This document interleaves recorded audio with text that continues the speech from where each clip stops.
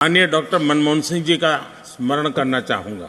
6 बार इस सदन में वो अपने मूल्यवान विचारों से और नेता के रूप में भी और प्रतिपक्ष में भी नेता के रूप में उनका बहुत बड़ा योगदान रहा है। डॉक्टर मनमोहन सिंह एक अर्थशास्त्री जिसने भारत की दिशा और दशा दोनों बदली। कभी सोचा है 1991 का वो दौर जब भारत अपनी सबसे बड़ी आर्थिक चुनौतियों का सामना कर रहा था और देश के पास केवल कुछ ही दिनों का विदेशी मुद्रा भंडार बचा था। तब देश को संभालने वाला वह नायक कौन था? वह नायक थे डॉक्टर मनमोहन सिंह। डॉक्टर मनमोहन सिंह का सफर किसी प्रेरणादायक फिल्म की कहानी से कम नहीं। 26 सितंबर 1932 को ब्रिटिश भारत के पंजाब, जो अब पाकिस्तान में स्थित है, में एक साधारण सिख परिवार में मनमोहन सिंह का जन्म हुआ। उनका बचपन संघर्षों से भरा था।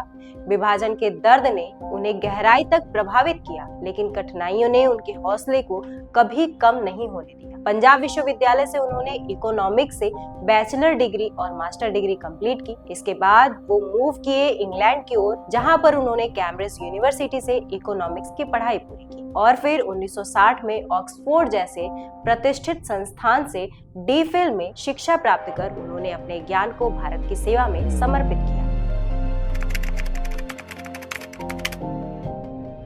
मनमोहन सिंह ने 1957 में कैम्ब्रिज से अपना अर्थशास्त्र रिपोर्ट पूरा किया और ऑक्सफोर्ड से डॉक्टरेट की उपाधि हासिल की। इसके बाद उन्होंने पंजाब विश्वविद्यालय से लेकर संयुक्त राष्ट्र तक अपने कार्यकाल में अपनी आर्थिक समझ को सिद्ध किया। 1970 और 1990 के दशक में उन्होंने मुख्य आर्थिक सलाहकार, रिजर्व बैंक के गवर्नर और योजना आयोग के उपाध्यक्ष जैसे महत्वपूर्ण पदों पर काम किया। लेकिन 1991 में उनकी काबिलियत का असली इम्तिहान हुआ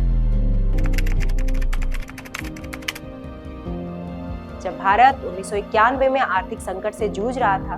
तो उस समय देश के प्रधानमंत्री नियुक्त किए गए थे पीवी नरसिम्हा राव। पीवी नरसिम्हा राव ने पीएम बनने के पहले दिन को सेलिब्रेट नहीं किया, बल्कि उन्होंने कैबिनेट सेक्रेटरी को बुलाकर पूछा कि क्या इंडिया की हालत इतनी खराब है जितना हम न्यूज़पेपर में पढ़ रहे हैं। कैबिनेट सेक्रेटरी ने कहा कि नहीं साहब, इंडिया की हालत उससे भी खराब है जितना आपको पता है। और इसके बाद पीवी नरसिम्हा राव ने तुरंत मनमोहन सिंह को कॉल किया और कहा कि आज से आप भारत के वित्त मंत्री हैं और अब आपको इंडिया को संकट से निकालना होगा। और ये फैसला एक ऐतिहासिक फैसला साबित हुआ। उन्होंने नई आर्थिक नीतियों की शुरुआत की, जिनमें उदारीकरण, निजीकरण और वैश्विकरण के कदम शामिल थे। भारत को आर्थिक आजादी का ये दौर मिला और देश ने ग्लोबल मार्केट में अपनी जगह बनाई। उनकी नीतियों ने न केवल भारत को संकट से उबारा, बल्कि देश की अर्थव्यवस्था को तेजी से आगे बढ़ाने वाला बनाया।